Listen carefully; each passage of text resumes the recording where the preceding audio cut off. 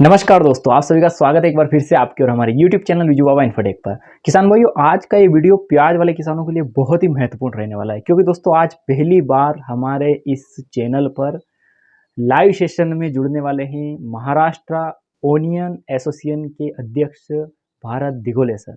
और दोस्तों बहुत ही शानदार जो है यहाँ पर बातचीत हम करने वाले हैं सर से, और बहुत कुछ जानकारियाँ आपकी तरफ से मैं सर को पूछने वाला हूँ, और काफ़ी कुछ इंटरेस्टिंग वीडियो ये रहने वाला है। सो वीडियो को लास्ट तक देखिएगा, और दोस्तों वीडियो को लाइक करके चैनल को सब्सक्राइब जरूर कर लीजिएगा। सो चलिए वीडियो हम शुरू करते हैं। सर नमस्कार, विजू बाबा इन्फोटेक चैनल पर आपका स्वागत है।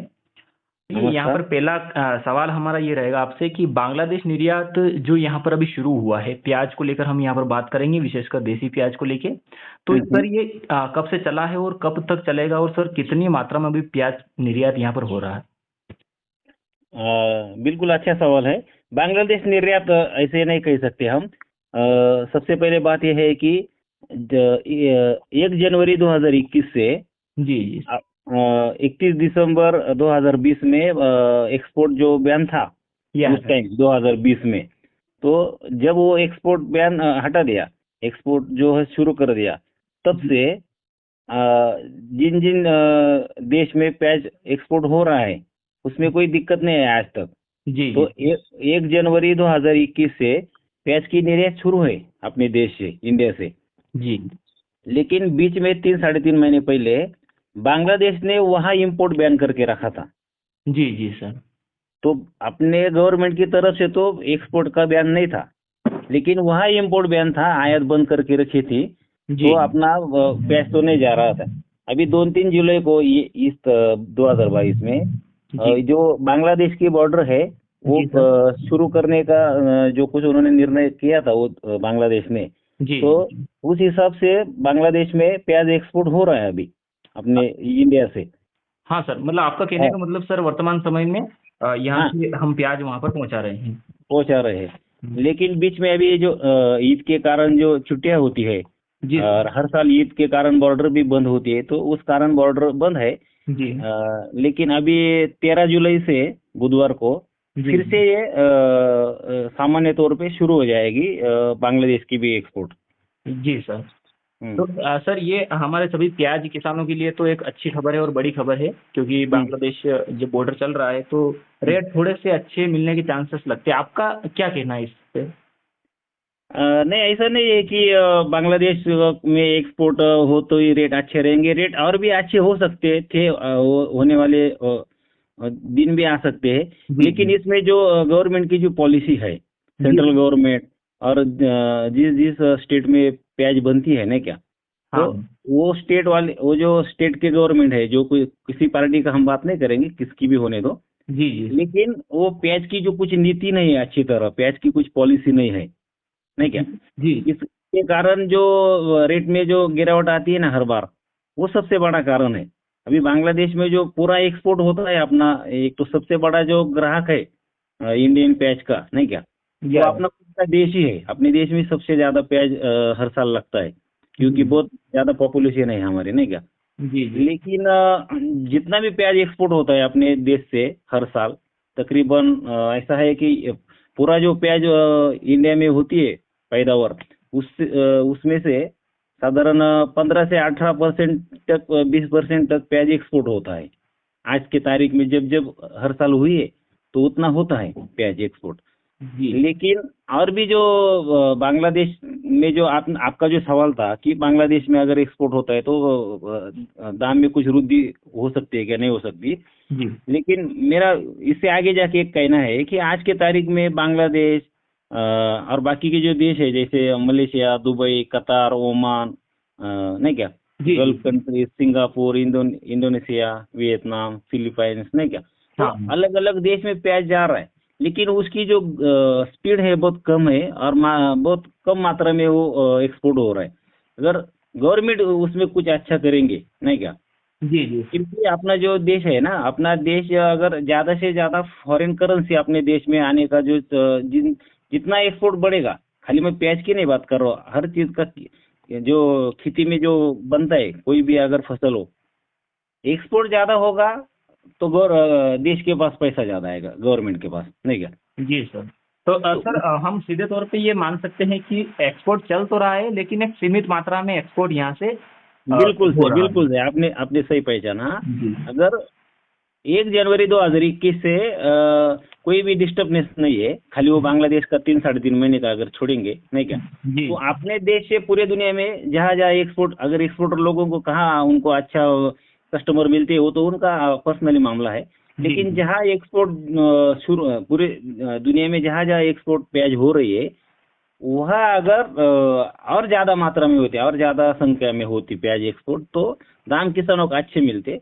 क्योंकि जी आज के तारीख में जो लागत मूल्य है किसानों का जी प्याज में, जी कोई भी स्टेट का हो, महाराष्ट्र का हो, चाहे वो गुजरात का हो, मध्य प्रदेश का हो, राजस्थान का हो, और जहाँ जहाँ प्याज के पैदावार करने वाले किसान है, उनकी लागत मूल्य है जो सब अभी पेस्टिसाइड के दाम बढ़ गए, पेट्रोल डीजल के दाम बढ़ गए, जो खेती में काम होता है उसका, जी जी और लेबर लेबर चार्जेस बढ़ गए, सीड्स का वो जो है दाम बढ़ गया।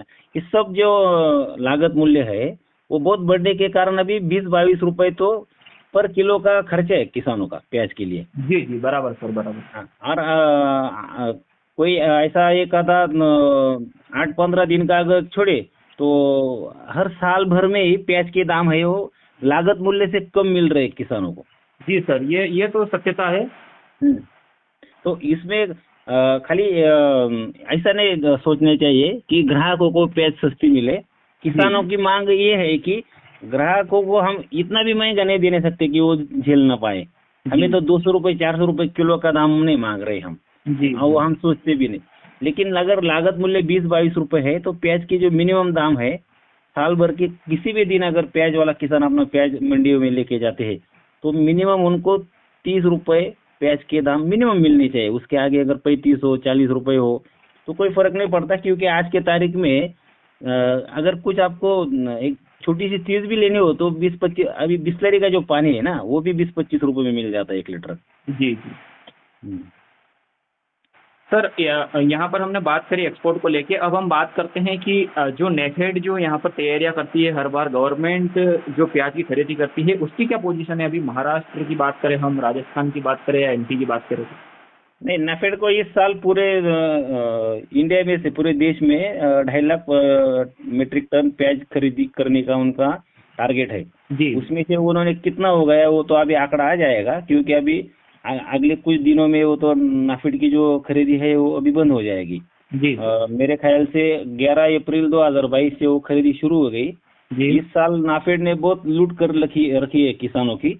क्योंकि नाफेड का जो दाम है वो बिल्कुल कम है, 9-10 रुपए से अभी वो 14-15 रुपए तक दे रहे किसानों को दाम।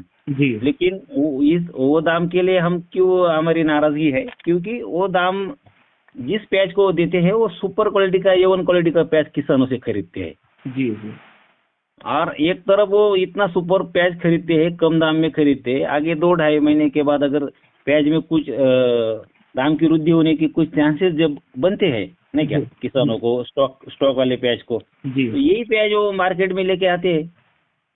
जी जी, जिससे रेट नहीं बन पाते मार्केट में। हाँ, रेट नहीं बन पाते। तो जी गवर्नमेंट की पॉलिसी क्या है कि ग्राहक हित में सब सोचते हैं, लेकिन किसान भी किसी ना किसी चीज का ग्राहक है ना, क्या नहीं है? जी जी जी, बिल्कुल सर।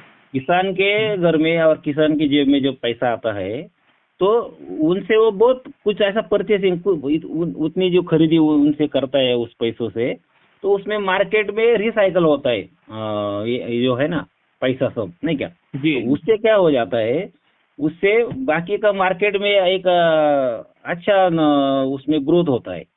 लेकिन अगर किसान अगर हर बार अपना जो प्याज है वो जी कम दाम में, वो लागत मूल्य से कम दाम में बेचेगा, तो आगे जाके ऐसे भी दिन आ सकते हैं कि किसान प्याज की जो ये है लागत कम कर देगा, और उससे कारण प्याज की अगर लागत कम हो जाती है, तो आगे जाके ये भी हो सकता है कि कुछ कंट्रोल नहीं कर सकते गवर्नमेंट।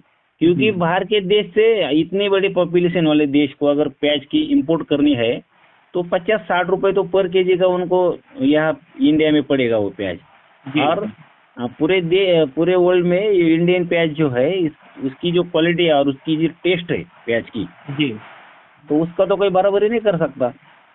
जी जी, तो बिल्कुल नहीं कर दूसरे देश से प्याज लाने का वक्त अगर नहीं आना देना है, तो यहाँ के किसानों को मिनिमम 30-40 रुपए का दाम अगर एपीएमसी मंडी में और जहाँ कुछ प्याज वो बेचते हैं किसान, अगर उनको मिलेगा तो कोई ऐसी दिक्कत नहीं है।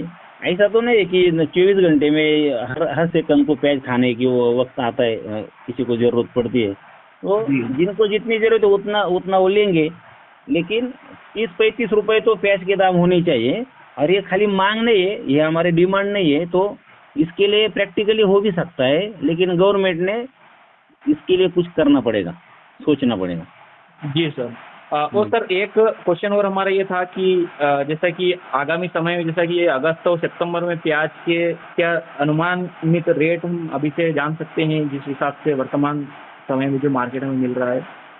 हाँ, उसका भी एक अनुमान ऐसा है कि ये जो स्टॉक वाला जो प्याज है रबी फसल का, नहीं क्या, किसानों के पास, जी तो स्टॉक वाले प्याज के लिए पिछले 4-5 महीनों से समझो ऐसे कि इतना दाम गिर गया है, तो किसानों को कुछ पैसे नहीं हो रहे, खाली दिखाने के लिए 14-15 रुपए की रेट निकालते हैं महाराष्ट्र से लेकर सब देश में, जैसे गुजरात हो, आपका मध्य प्रदेश हो, सब जगह, नहीं क्या, राजस्थान हो, वो रेट दिखाने के लिए निकलते हैं। लेकिन एक्चुअल जो रेट मिल रहा है किसानों को वो 9-10-11 रुपए में मिल रहा है, जिसे हम एवरेज रेट कहते हैं ना किसानों के लिए। हाँ। वो रेट मिल रहा है।